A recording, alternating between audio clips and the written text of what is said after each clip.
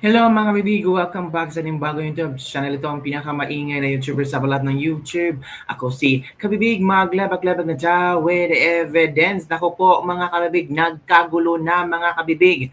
Selyado na ang lahat ng gate ng Malacanang kasunod na rin sa panggugulo ng ilang rallyista sa Ayala Bridge na sinasabing gusto pang sumugod sa Palace Compound. Ito po kabibigay, ipapakita ko sa inyo ang balitang ito kung saan naka-alerto na ang Malacanang at sinasabing nag-lockdown na daw ang Malacanang mga kabibig. Yun ay ulat ng DWZ kung saan DWIZ 882 kung saan talagang natatakot na. Ito lockdown na ang Malacanang. Sabi ni Aurora Aldo, people are coming to get you. Dapat lang magpasilyado ang Malacanang para sa mga taong halang ang bituka, rally kontra korupsyon, tapos guguluhin nyo ang palasyo. Ano kaya kayo, iba pala ang motibo ninyo, talagang pinupunterian nyo si Marcos, hindi mananaig ang masamang balak ng masamang laban sa kabutihan. God bless the Philippines. God protect President Marcos and his family. God save the Philippines and the good people of the Philippines. Parang yatang pro-BBM ito. Wala nang problema kung pro-BBM ka if you're pro-unity. Pero saan ba tayo dinala sa pro-unity ni Bongbong Marcos? Mga kabibig, nag-lockdown ang Malacanang kasi biglang natakot si BBM. Yan po ang mga reaction ng mga netizens. So heto kabibig, ito yung nangyaring tensyon kanina sa ilang grupo sa Ayala Bridge, Manila, malapit sa gate ng Malacanang mga kabibig. So panoorin natin na ang tensyon na nangyari na ang mga rallyista ay gusto talagang pumunta. Yan po, ayan kanina. Talagang may mga batuhan, may narinig kayong mga batuhan. Magtangkang tawirin at Ayala Bridge sa Manila, malapit sa base ng Malacanang mga kabibig. Kita niyo naman dyan. Yan po. Tapos ng mga sinunog pa, mga rallyista, mga kabibig. Yan. May mga iba pang pictures dito, mga kabibig, videos mga kabibig, kung saan ito, ito yung galing sa DZRH kung saan sinabi dito, dumating na ang mga rallyista sa Menjola, Manila mula sa baha sa Luneta Rally. Dito inasahang wawasakin ng Bayan Province Tagalog ng FPG ni BBM. Papunta na sila sa Malacanang. Yan. Kita nyo naman. Okay, let's susunod na na news. Hanapin natin ito. Ito rin kabibig ang nangyaring kaguluhan kanina. Ako, we're praying sana safe lang lahat at huwag sanang magkagulo ng sobra-sobra. Ito yung kabibig kanina dito kita nyo naman sa video na kung saan ay nangyari ito kanina dyan sa Ayala Bridge papuntang Menjola daw ito kabibig kanina. Ayan po. At ito rin, natin. Yan. Imulang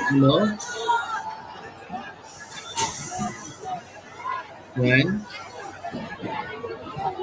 Tapos ito din, ito ang nangyari. Nagkagulo na mga tao.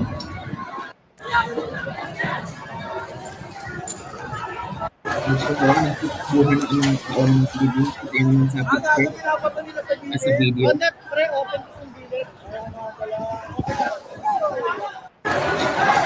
So, ito yung mga kuha ng ating mga netizen. Ito yun Kabila ng Menjola Bridge, naroon po ang mga universidad gaya ng San Beda. Hindi, tapos prophecy dito, kapag ka nagrarally, ang mga pulis natin ay palaging nakabantay sa gate na yan.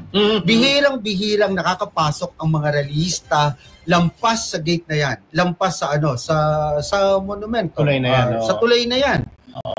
Parang ito lagi niya, Don Chino Roses Bridge. Yeah, kasi para gunitain ang alaala ni Don Chino Roses na kasama palagi sa rally nung mga nakaraan. Nakikita natin na tuloy pa rin ng gulo. May mga rallyista na nambabato at ang mga pulis ay nag-retreat na. Kanina ang mga pulis ay nasa bandang unahan pa, no? May barikada sila, may barikada sa kanilang harapan.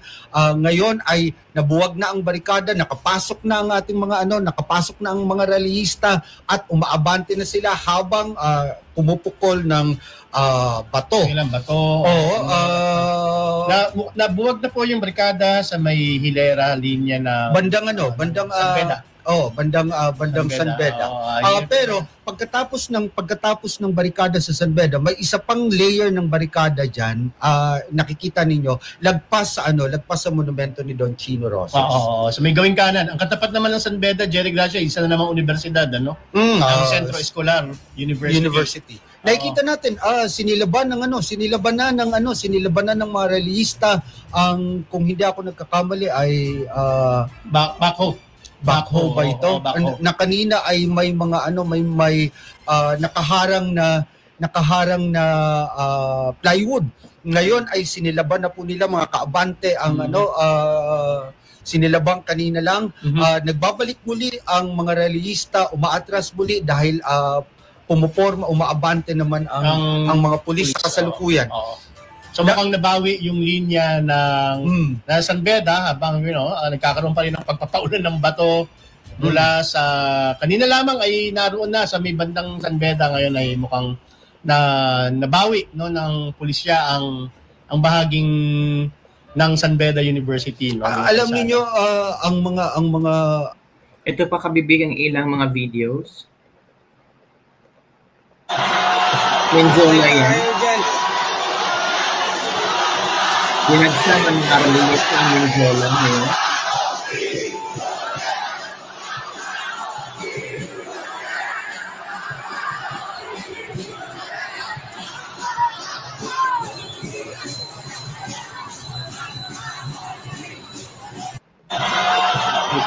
Ang dami mga pero nagsalita naman ang PNP National Police hinggil sa mga nangyari kanina.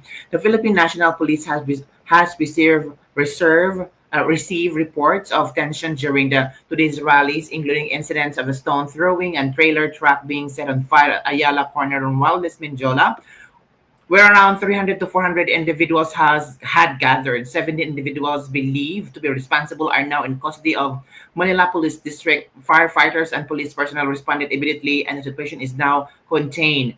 Appropriate charges are being readied for filing against those involved. We respect the public's right to peaceful assembly, but we strongly appeal to everyone to remain calm and refrain from violence. Such actions endangers life and undermine the message of those who wish to protest peacefully.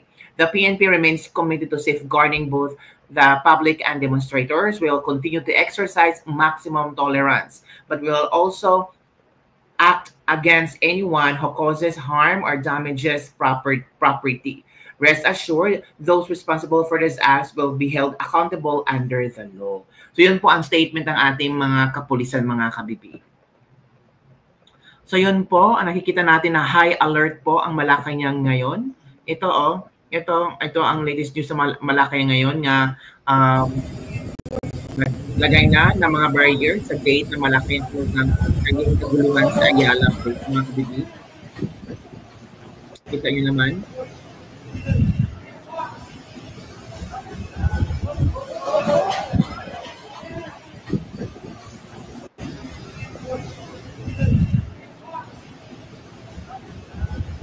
Ito mga comments ng mga netizen, bititin nyo palabas ang pamilyang Bangag.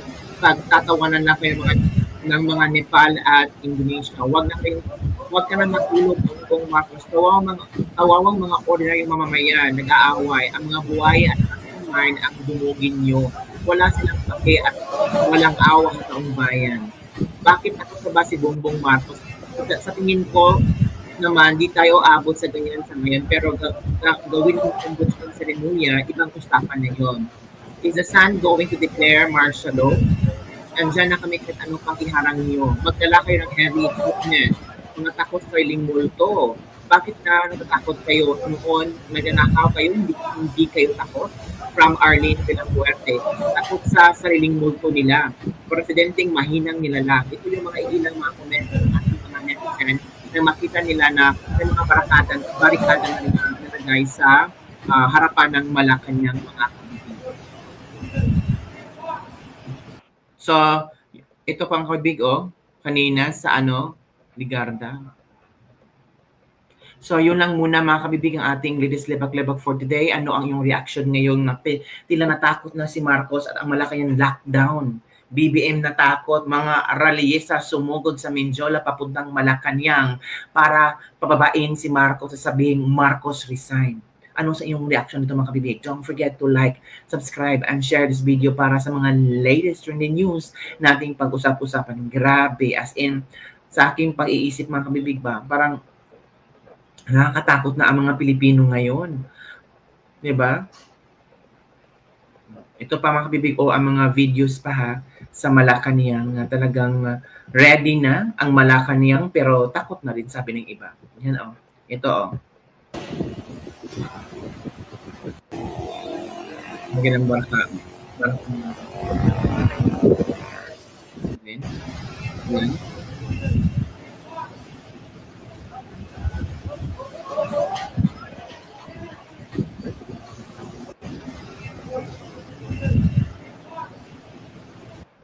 So yan kabibig, ang latest trending news ngayon. Parang takot na ba ang mga tao? Dumating na din si DILG Secretary John Vic Remulla sa Ayala Bridge, Manila matapos ang pagsunog umano ng mga napoprotesta sa gulong sa isang container van na nagbarakada ngayong hapon. Ito na si John Vic Remulla, mga kabibig, dumating na siya sa Ayala Bridge. Baka tingnan niya kung anong pinsala ang nangyari doon. It's because Department of Local Government siya, unit. So of course, kailangan yan tingnan mga kabibig. So ito. Yan. Let's see.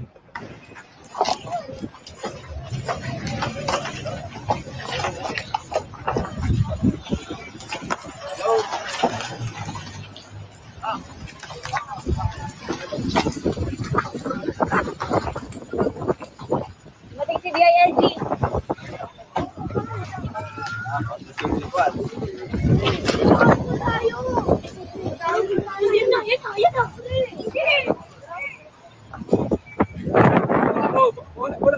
Wala munang harangan nga muna dito.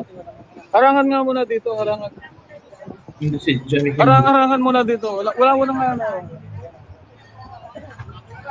Sandali, doon muna tayo. Okay lang daw po. Okay lang. Okay po. Baka magsupuran dito.